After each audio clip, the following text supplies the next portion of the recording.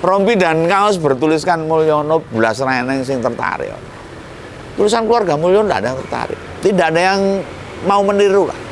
Yang mau meniru juga malu. Izin gitu.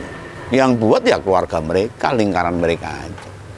Nah, jangankan mengklaim sebagai rakyat Mulyono, jadi sobatnya orang terdekat aja sekarang pada malu.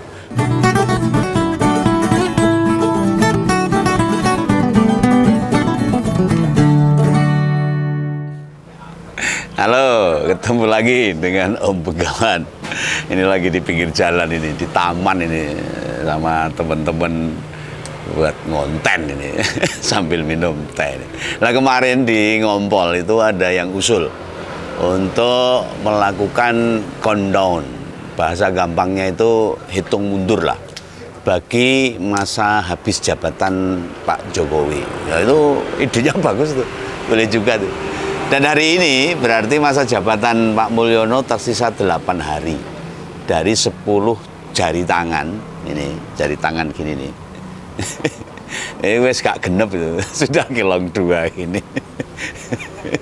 Ya, wes gak genep itu. Nah, akhirnya kalau nanti 8 hari sudah selesai, beban 280 juta rakyat Indonesia akan segera diangkat. Ya, semoga ndang diringankan lah, dikurangi, diantengke. Nah, 2 tahun terakhir ini membuat perasaan warga Indonesia itu deg-deg plus deg-deg gitu. Nah, makin dekatnya pergantian masa jabatan kepala negara, politisi tanah air mulai pada berani bersuara. Oh, kendel. Oh, serana saya ngancam. Ya mungkin loh, sudah tidak pada tersandera itu. Keras pada siapa? Ya pada Pak Jokowi lah, pada kepala negara yang hampir habis masa jabatannya. Ya, hampir bersamaan di 2 hari kemarin itu ada Pak BY dan Pak Prabowo serta Cak Imin dan Suswono. Suswono itu calon wakil gubernur di DKJ sana. Ini bareng-bareng bersama itu nyelomot. Ngobong bareng-bareng dengan Pak Mulyono. Ya, meski mereka berada di acara yang berbeda, acaranya dewi-dewi itu, di waktu yang berbeda, di tempat yang berbeda juga, ketemu orangnya ya berbeda. Ya, intinya sama. Mereka itu menolak atau tidak mau dipersepsikan sebagai bagian dari kekuasaan. Artinya bagian dari Mulyono. Ini berarti menandakan ini sak janjane sebenarnya itu orang itu gak ser kok disenggol-senggol sebagai sobat Mulyono itu atau ya lingkarannya Pak Mulyono dan sebagainya. Nah, sedangkan si KAE yang mencoba memanfaatkan sebutan Mulyono dengan memakai kaos anaknya Mulyono atau keluarga Mulyono buat ngebela bapaknya, malah bubruk. Gagal total, rugi bandar itu. Rompi dan kaos bertuliskan Mulyono belas reneng sing tertarik. Tulisan keluarga Mulyono tidak ada yang tertarik. Tidak ada yang mau meniru lah. Yang mau meniru juga malu. Izin gitu. Yang buat ya keluarga mereka, lingkaran mereka aja. Nah, jangankan mengklaim sebagai rakyat Mulyono, jadi sobatnya orang terdekat aja sekarang pada malu. Termasuk relawan-relawannya yang tadi saumbro itu, banyak itu loh. Sekarang hilang kabeh, belas angsrep bumi kaya Antasena. Dogolnya sampai dewe-dewe itu. Gak mau terkena imbas itu. Kan wis gak punya kekuatan lagi apapun sekarang. Dibela ya entuk-entuk aneh apa, enggak ada manfaatnya. Rakyat sekarang tahu loh. Bantasan mana yang bisa mereka terima dan sejauh apa mereka mau ngakui masih memuja Mulyono. Jangankan di tengah-tengah masyarakat, di medsos, di YouTube, nah, monggo dicek aja. Siapa sih yang masih memuji-muji kepala negara? Hampir sorene itu sekarang. Ini menurut pengamatan Om Begawan aja. Ini saya tidak membenci Pak Jokowi, tidak. Ini sebagai ya warning lah, peringatan agar mereka bisa introspeksi. Yang ngerasakan tuh bila suara rakyat makin antipati sama kepala negara, itu ya masih yang mau jadi wakil presiden terpilih ini Dia bisa ngerteni, bisa merasakan.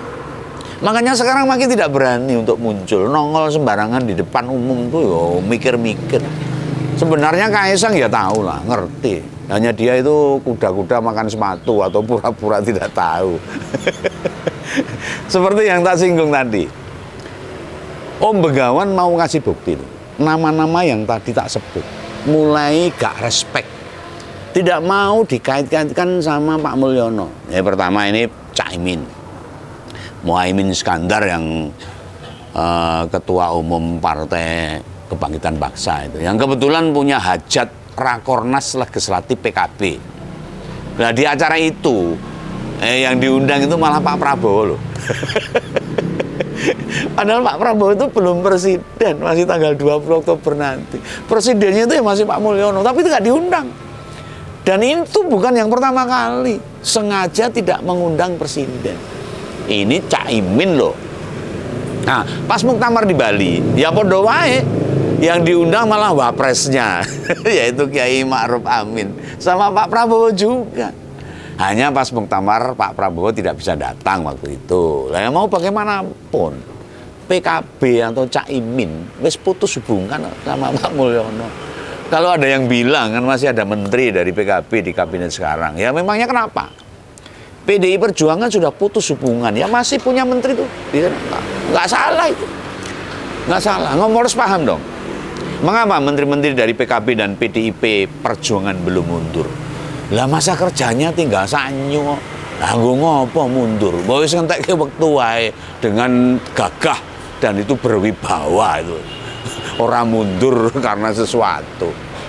Lah lihat saja jabatan Menseskap, Mensos kan nggak diganti, hanya pakai PJS lah, pejabat sementara. Ini Caimin jelas pilih membangun komunikasi sama presiden terpilih.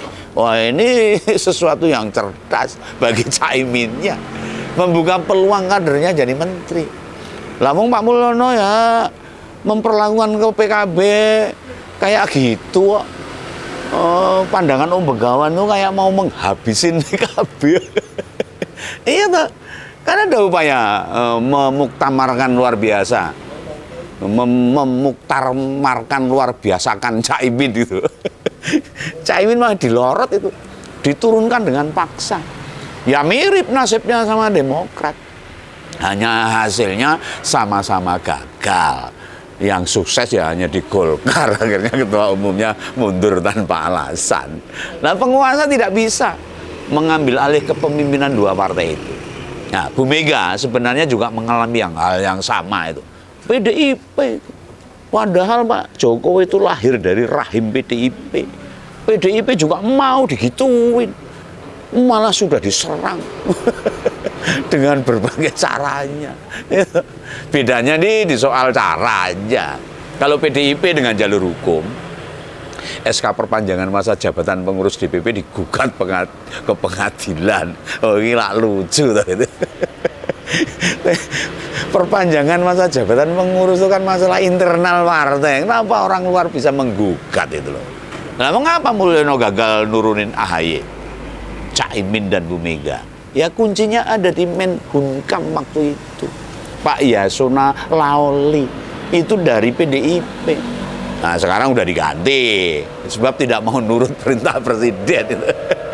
Buat mengesahkan pengurus abal-abal 3 partai tadi, yang mau ndongleng 3 partai tadi, PKB, Demokrat sama PDIP. Nah ini Mulyono salah milih lawan kok. Kayak ketua KPU Solo yang salah milih lawan mungsuin kader-kader PDIP Kota Surakarta. Nah Mulyono itu salah milih lawan, dikira PKB, PDIP dan Demokrat mudah diambil alih, mudah diobo-obo kayak Golkar. Ini baru disadari. Kuncinya ya dari Menhunkam, pokok Menhunkam, Menkumham, kebalik ini. Nah PKB sudah tak lagi menganggap presiden layak hadir dalam berbagai kegiatan mereka. Buktinya mereka tidak diundang. Presiden tidak diundang dalam acara-acara besar partai Kebangkitan Bangsa itu. Kelakuannya mungkin dia katakan udah kelewat batas. Itu mungkin Caimin mikirnya gitu. Nah, PKB adalah partai yang setia usung Mulyono di 2 pilpres. Mosok malah digecek. Kan ora cetha. Lah beralih orang kedua yang juga menyerang Pak Mulyono ini, pengamatan Begawan ini. Itu Pak Prabowo. Kenapa saya bisa bilang begitu? Hadirnya presiden terpilih di Rakornas PKB dan berdasi hijau seolah-olah itu pengen menunjukkan ke Pak Mulyono, PKB yang kau acak-acak itu kawan karibku loh. Itu pakai itu penanda, dia pakai dasi hijau itu. Pada saat muktamar PKB di Bali, kapan kayak itu saya lupa tuh, aku lali itu. Di mana Pak Prabowo nggak hadir waktu itu. Mungkin waktu itu mikirnya kalau Caimin bukan sekutu melainkan kawan, dikira PKB bakal tidak mau mendukungnya. Ya bisa jadi loh. Seusai menerima undangan muktamar PKB, ada yang BCI untuk absen saja loh. Atau malah dikompori itu Pak Prabowo supaya hati-hati dengan Caimin. Ya bisa begitu. Makanya Pak Prabowo tidak datang. Nah ini Pak Prabowo baru sadar bahwa Caimin ini adalah teman sejati sebenarnya. Ketua Umum Gerindra sudah ngoreksi kekeliruannya itu. Maka dia datang untuk acara PKB dan pakai dasi hijau itu sebagai permintaan maaf itu. Dan sebagai lambang bahwa dia temannya PKB beneran. Nah itu orang ketiga yang seakan-akan nyerang Pak Mulyono. Lah nama ketiga, kasih tahu sekalian nih, yang mulai ambil jarak, malah juga turut nyerang itu, gantian nyerang Pak Mulyono. Siapa lagi jika bukan orang yang digantikan Pak Mulyono, yakni Pak BY. Nah serangan itu tidak hanya disampaikan sekali, melainkan 2 kali. Pertama itu waktu pengukuhan gelar doktor Mas AHY, dan kedua saat launching buku perjalanan dan capaian Kabinet Indonesia Bersatu, itu di Unair.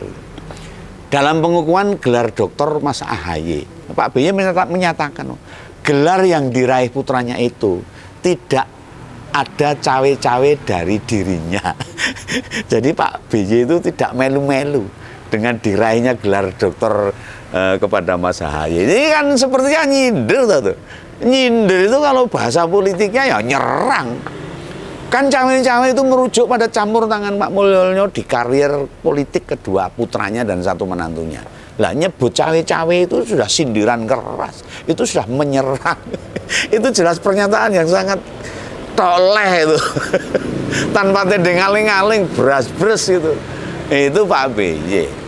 Nah lalu pas peluncuran buku perjalanan dan capaian Kabinet Indonesia Bersatu yang diadakan di JCC itu, JCC, gini katanya Pak BY itu, tentu banyak kekurangan kita, ada kelemahan kita, ada beberapa hal yang tidak bisa kita lakukan, tetapi kita tidak berselingkuh kepada sistem, kepada konstitusi, kepada hal-hal yang patut dipedomani dalam kehidupan bernegara. Wah ini kata-kata Pak BY ini jelas nampol banget.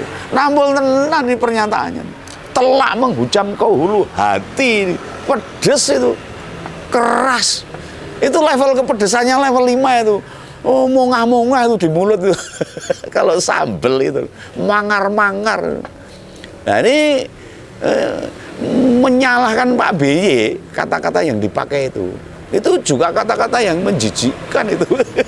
Buat saya itu ada kata-kata berselingkuh itu. Tidakkah konotasi berselingkuh itu negatif? Nah, nyelingkuhi kok sama sistem. Itu aneh apa itu? Sama konstitusi dan alatnya si Paman Usman. Lah ngono karepe Pak BY ngono. Nah akhirnya Pak Mulyono hansel bae lah. Kukuten dodolamu, akhirnya ndak payu. Oh itu pernyataan Pak BY yang sangat keras, kata-kata yang sangat puitis. Ya wajar lah, Pak BY itu seneng nyanyi, jiwa seninya cukup bagus. Nah nama keempat selain ketiga yang saya sebut tadi, itu ada Pak Suswono. Itu calon wakil gubernur DKJ, wakilnya Kang Emil tuh di Jakarta. Dia berani memastikan bila 5 tahun mendatang Jakarta masih ibu kota. Wow, ini kan menentang ini. Dan IKN belum siap Nah, ini juga serangan yang langsung masuk ke Pak Mulyono langsung, tanpa tadi ngaling-ngaling. Oh, Bengawan wani nyebut gitu. Soalnya IKN kan kebanggaan Pak Mulyono. Kang Emil jelas wong Golkar. Dan Pak Suswono bilang begitu seolah-olah tidak srek disetir sama kekuasaan. Ini bisa dilihat seperti ini. Pergantian jabatan presiden ini hari seminggu punjul sedino tok loh. Dan makin banyak yang bersuara bersikap menunjukkan muaknya semua ke Mulyono. Lantas, siapa yang masih bersama Pak Mulyono? Ya tinggal keluarganya, istrinya, anak-anaknya, menantunya, dan cucu-cucunya. Dan para pemujanya yang jumlahnya sudah tidak banyak lagi. Itulah, ini pesan Bengawan loh, dengarkan. Dan mari kita buktikan bahwa negara harus kita selamatkan. Negara harus kita jaga agar demokrasi tetap tegak dan konstitusi terjaga dengan baik. Oke ya, NKRI harga mati. Sampai jumpa, salam kawan. Dadah.